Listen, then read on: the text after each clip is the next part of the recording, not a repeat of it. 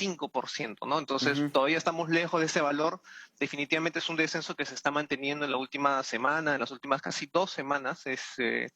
Esperemos que se mantenga con este mismo ritmo con el que estamos viendo semana a semana se está apreciando cierta reducción y esperemos llegar a este 4 o 5% que tuvimos en noviembre. Bien, ahora hay por supuesto también otros números, a ver si los podemos ir viendo. El número de fallecidos, ¿no? Lamentablemente que siempre nos toca informar. Entonces, claro, vemos también lo que pareciera, Rodrigo, el inicio de un descenso. Claramente, pues veamos el contraste de lo que fue entre octubre y enero, ¿no? Que efectivamente, pues, se había realmente casi, ¿no? Normalizado hasta que arrancó esta segunda ola con tanta fuerza y pareciera, ¿no? Pareciera que esto podría bajar, pero si comparamos con lo que fue la cresta de la primera ola, en un momento también hubo pues un descenso alrededor de julio y vemos que volvió a subir, todavía lamentablemente un estirón más y recién ahí comenzó a bajar. ¿Nos dice algo positivo esta curva? Es un descenso, como bien dices, esto no quita de que vuelva a crecer nuevamente como ocurrió en la primera ola Ujú. durante el mes de julio propiamente.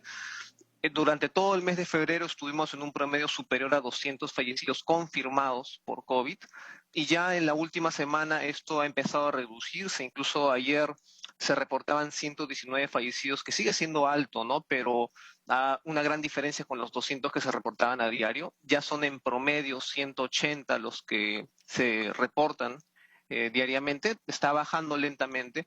Igual vemos un descenso en fallecidos por toda causa, que esto es según análisis de SINADEF, que nos da la cifra de fallecidos confirmados, sospechosos, probables y en general por toda causa, que también está arrojando un descenso.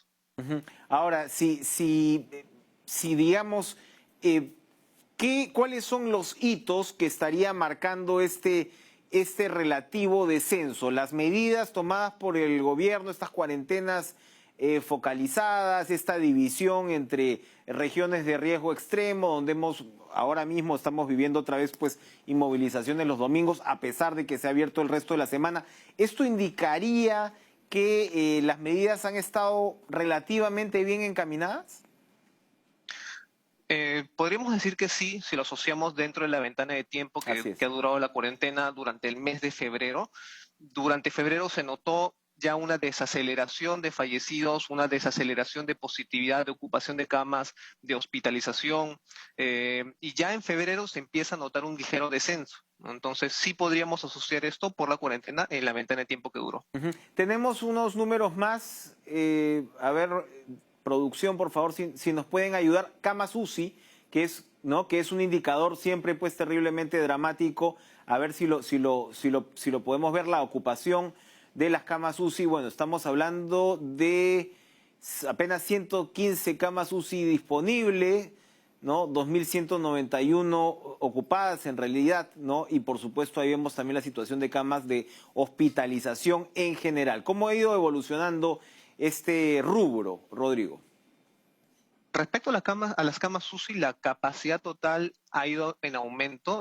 Ya son 2.300 camas totales que tenemos, pero igual la demanda sigue siendo mayor, ¿no? Ujú. En los últimos 2 meses, incluso desde enero, la cantidad de camas disponibles a diario siempre ha sido entre 100 y 120 por día. Entonces, en este indicador todavía no vemos ningún descenso.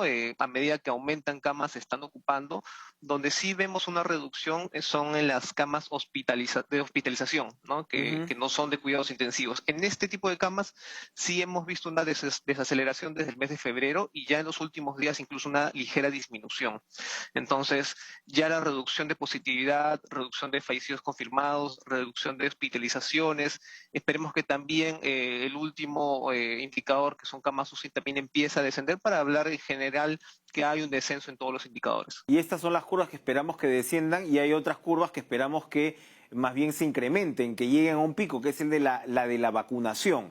Evidentemente estamos muy sujetos, ¿no? A la disponibilidad de vacunas. Llegó pues este primer lote de Sinopharm, este segundo cargamento de Sinopharm, y luego hemos comenzado a recibir casi por cuentagotas las vacunas de Pfizer, que tiene que ver además este cuentagotas con el tema de la cadena de frío, que ya sabíamos que era bastante complicada de mantener, así vengan con los famosos coolers. Igual el sector público tiene que poner una cadena de frío, y eso explica en parte este tema de los 50.000.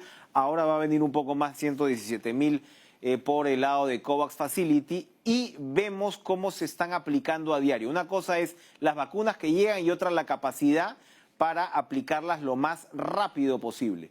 ¿Cómo observamos esta? Bueno, esto sí parece un poco una montaña rusa que tiene que ver, por supuesto, con las vacunas que se van acabando y las que vamos recibiendo. Sí, en efecto, la curva roja exactamente lo mismo, ¿no? Vemos que llegan vacunas, se utilizan, vemos un pico y se van agotando y luego nuevamente vuelve a subir, ¿no? El último ascenso que vimos hace unos días fue por el inicio de la segunda dosis, ¿no? Que nuevamente también está en descenso. Entonces, esperamos que ya cuando lleguen los lotes por millones y la campaña de inmunización masiva agarre marcha propiamente, pues veamos un ritmo sostenido de vacunación que todavía no lo estamos apreciando en estas semanas. Bien, Rodrigo, para ir finalizando, si es que nos comparamos un poco con lo que pasa en la región, con lo que pasa en el mundo, estamos yendo en líneas generales hacia allá una reducción importante de la pandemia que, como decimos pues y como acabamos de ver, a diferencia de lo que ocurrió con la primera ola, esta ya va siendo acompañada por un proceso de vacunación, de repente incipiente, pero proceso de vacunación al fin y al cabo. Bueno, efecto propio de la vacunación en la caída de los indicadores todavía no, porque esto recién ha alcanzado para el personal de primera línea y estos últimos días para policías y Fuerzas Armadas. Esperamos ver un impacto en la curva de contagios y fallecidos y hospitalizados cuando tengamos 80% de la población adulta mayor vacunada, que esto fue lo que sucedió en Israel, en Reino Unido, Estados Unidos, y en general a un 40%, 50% de la población total, ¿no? Entonces, esto basándonos en casos de éxito de estos países que acabo de mencionar. Entonces, todavía por vacunación no veríamos un impacto, tal vez hasta junio, julio, que esto, según comentaba el ministro Ugarte, podríamos alcanzar un 60% de la población vacunada. Claro, creo que lo conversamos en una anterior ocasión cuando todavía los adultos mayores estaban programados para comenzar la segunda fase, es decir, avanzar con casi 1,5 millones de personas antes de llegar a los adultos mayores.